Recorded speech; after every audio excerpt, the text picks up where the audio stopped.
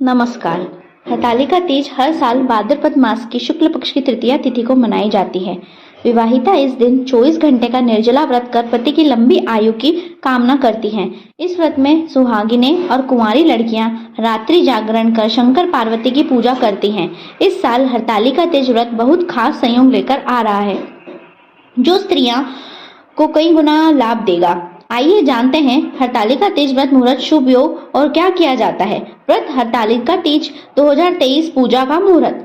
भाद्रपद शुक्ल तृतीया तिथि शुरू 17 सितंबर 2023 को सुबह 11:08 से भाद्रपद शुक्ल तृतीया तिथि समाप्त 18 सितंबर 2023 को 12:39 पर। चतुर्थी युक्त तृतीया हरतालिका तीज के लिए शुभ मानी जाती है। हरतालिका तीज मुहूर्त सोमवार 18 सितंबर 2023 सुबह 6:07 से सुबह 8:34 तक रहेगा। प्रदोष काल मुहूर्त शाम 6:23 से 6:47 तक रहेगा। हरतालिका तीज 2023 रात्रि 4 प्रहर मुहूर्त। पहले प्रहर की पूजा शाम 6:23 से रात 9:02 पर 18 सितंबर को होगी।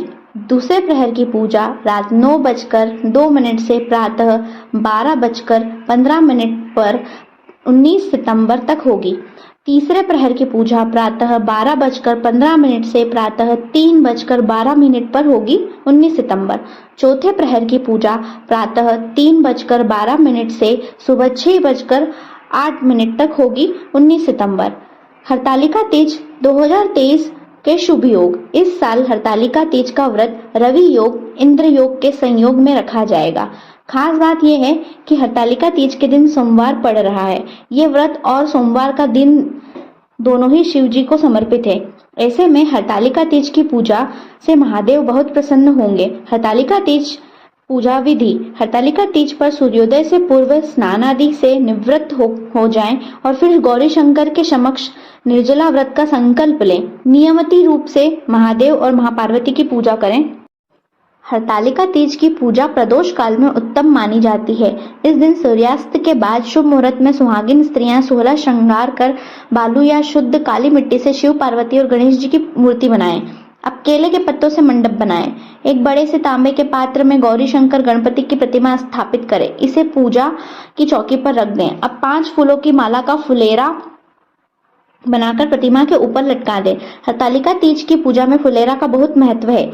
यह महादेव की 5 पुत्रियों का प्रतीक है। भोलेनाथ का दूध, दही, घी, शहद, गंगा जल से अभिषेक कर उन्हें चंदन, मौली, अक्षत, बेलपत्र, धतूरा, शमी पत्र, आंख के पुष्प, भस्म, गुलाल, अबीर आदि अर्पित करें। साथ ही गणेश जी को दुर्वा और जनेऊ चढ़ाएं। मां पार्वती का षोडोपचार से पूजन कर सुहागन की पूर्ण सामग्री कुमकुम, बिंदी, हल्दी, मेहंदी, चूड़ी, महावर, काजल, शीशा, कंघी आदि अर्पित करें। पूजन के बाद इन सामग्री को ब्राह्मण को दान करें।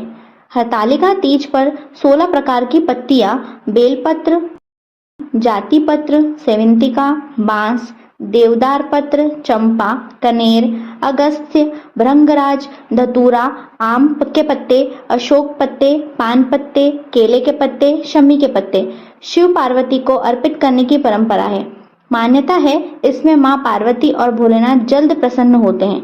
गौरी शंकर को फल, मिठाई और गणेश जी का मोदक या बेसन के लड्डू का भोग लगाएं। धूप दीप लगाकर हरतालिका तीज व्रत की कथा सुने। इस दिन शिव चालीसा और पार्वती चालीसा का पाठ करना चाहिए। अब आरती कर रात्रि जागरण करें। इस दिन रात में सोना निषेध है। रात्रि में महादेव और सभी देवी देवताओं के भजन करना चाहिए। अगले दिन सुबह स्नान के बाद पूजा आरती करने के बाद गौरी शंकर की प्रतिमा का विसर्जन करें और फिर जल ग्रहण करके ही व्रत का पारण किया जाता है। हरतालिका तीज व्रत कथा। पौराणिक मान्यता के अनुसार पिता के यज्ञ में अपने पति शिव का अपमान देवी सती सहन नहीं कर पाई थी और उन्होंने खुद को यज्ञ की अग्नि में भस्म कर दिया।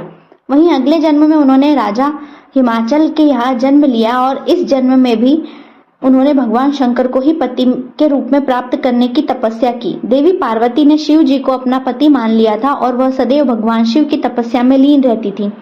उनकी हालत देखकर राजा हिमाचल को चिंता सताने लगी और उन्होंने नारद जी से इस बारे में बात की। इसके बाद देवी पार्वती का विवाह भगवान विष्णु से कराने का निश्चय किया गया, लेकिन देवी पार्वती विष्णु जी से विवाह नहीं करना चाहती थी। उनके मन की बात जानकर उनकी सखियां उन्हें लेकर घने जंगल में चली गई। पार्वती जी की सखियां उनका अपहरण करके जंगल में ले गई थी, ताकि पार्वती जी के पिता उनका विवाह इच्छा के विरुद्ध भगवान विष्णु से ना कर दे, क्योंकि पार्वती के मन में भगवान शिव को अपना पति मान लिया था। पार्वती जी के मन की बात जानकर उनकी सखियां उन्हें लेकर घने जंगल में चली गई। जंगल में अपनी सखियों की सलाह से पार्वती जी ने एक गुफा में भगवान शिव की आराधना की। भाद्रपद तृतीया शुक्ल के दिन पार्वती जी ने मिट्टी से शिवलिंग बनाकर विधिवत पूजा की और रात भर जागरण किया। पार्वती जी के तप से खुश होकर भगवान शिव ने माता पार्वती को पत्नी के रूप में स्वीकार कर लिया था। इस तरह सखियों द्वारा उनका हरण कर लेने की वजह से इस व्रत का नाम हरतालिका व्रत पड़ा। ओम नमः शिवाय। यदि आपको वीडियो अच्छी लगी हो तो लाइक एवं कमेंट शेयर अवश्य करें व चैनल को सब्सक्राइब करें। धन्यवाद।